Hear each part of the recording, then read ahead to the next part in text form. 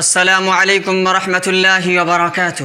جنت جو ہماری زندگی کا محور ہے، جنت جو ہماری تمناؤں کی انتہا ہے، اور اس جنت میں اللہ رب العزت اپنے ان بندوں کو داخل فرمائیں گے جو بندہ اللہ رب العزت کے فرما بردار بندے ہیں، اور وہ خوش نصیب بندے جماعت در جماعت جنت میں داخل ہوتے چلے جائیں گے۔ اور جب یہ جنت میں داخل ہوں گے تو انہیں ہر طرف سے فرشتوں کا سلام ملے گا۔ وہ کہیں گے ادخلوها بسلام ذلک یوم الخلود، تم جنت میں سلامتی کے ساتھ داخل ہو جاؤ، اور آج ہمیشہ ہمیشہ رہنے کا دن ہے۔ اور اب جب تم جنت میں داخل ہو چکے تو اب نہ مرنا ہے اور نہ نکلنا ہے، اب ہمیشہ ہمیشہ رہ کر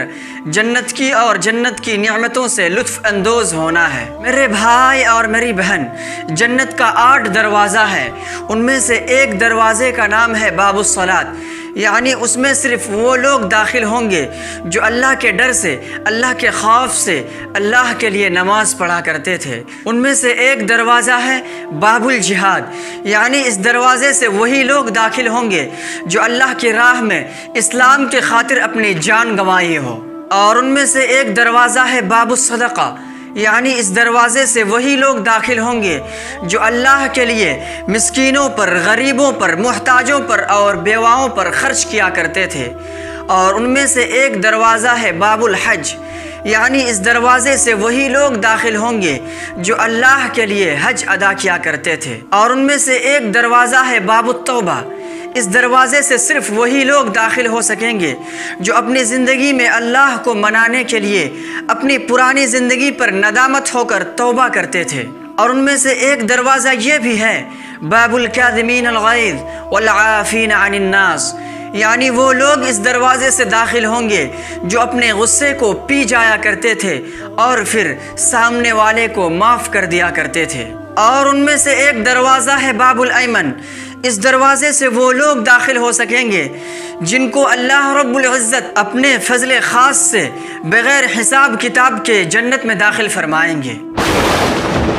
اور ان میں سے ایک دروازہ اور بھی ہے جس کا نام ہے باب الریان، اس میں صرف وہی لوگ داخل ہو سکیں گے جو لوگ اللہ کے لیے، اللہ کے ڈر سے، اللہ کے حکم کو ماننے کے لیے، اللہ کے فرما برداری کرنے کے لیے روزہ رکھا کرتے تھے۔ جی ہاں، باب الریان سے صرف اور صرف روزے دار لوگ ہی داخل ہو سکیں گے۔ حضرت ابو بکر رضی اللہ عنہ رسول اللہ صلی اللہ علیہ وسلم سے عرض کیا، یا رسول اللہ، کیا کوئی ایسا شخص بھی ہے جنہیں جنت کے 8 دروازے بلا رہے ہوں گے؟ یا رسول اللہ، کیا کوئی ایسا شخص بھی ہے جن کو یہ اجازت ہوگی کہ وہ چاہے جس دروازے سے چاہے داخل ہو جائیں؟ آپ صلی اللہ علیہ وسلم نے ارشاد فرمایا کہ جی ہاں، اور میں امید کرتا ہوں کہ اے ابو بکر، تم انہی لوگوں میں سے ہوں گے۔ میرے بھائی اور میری بہن، جنت کے دروازے ہمارے گھر کے دروازے جیسے نہیں ہیں، بلکہ جنت کے دروازے کے 2 پٹوں کے درمیان ہزاروں کلومیٹر کا فاصلہ ہے۔ جیسے کہ نبی اکرم صلی اللہ علیہ وسلم نے ارشاد فرمایا کہ ایک شخص جب جنت کے ایک پٹ سے چلے تو وہ جب 40 سال تک مسلسل چلے گا تو پھر وہ جا کے جنت کے دروازے کے دوسرے پٹ تک پہنچے گا، لیکن پھر بھی اس وقت جنت میں داخل ہونے والوں کی بھیڑ لگی ہوئی ہوگی۔ میرے بھائی اور میری بہن، میں دراصل آپ لوگوں کو باب الریان کی طرف متوجہ کرنا چاہتا ہوں، جس دروازے سے صرف اور صرف روزے دار لوگ ہی داخل ہو سکیں گے، وہ روزے دار جن کا روزہ اللہ رب العزت نے قبول فرما لیا ہو۔ اور آپ تو جانتے ہیں کہ اللہ رب العزت ان لوگوں کا روزہ قبول کرتے ہیں جو لوگ روزے کی حالت میں اپنے ہاتھ، اپنے کان، اپنے ناک اور اپنی آنکھ کی حفاظت کرتے ہیں، اور جو لوگ روزے کی حالت میں اپنے آنکھوں کو گناہوں سے نہیں بچاتا، اپنے کانوں کو گناہوں سے نہیں بچاتا، اپنے ہاتھ کو گناہوں سے نہیں بچاتا، اپنے دل کو دوسرے کے بارے میں پاک اور صاف نہیں کرتا، تو پھر ایسے لوگوں کا روزہ اللہ کو کوئی ضرورت نہیں ہے۔ اے میرے بھائی اور اے میری بہن، ہم ایسے گناہوں سے بچ جائیں تاکہ ہمارا بھوکا اور پیاسا رہنا بیکار نہ ہو جائے۔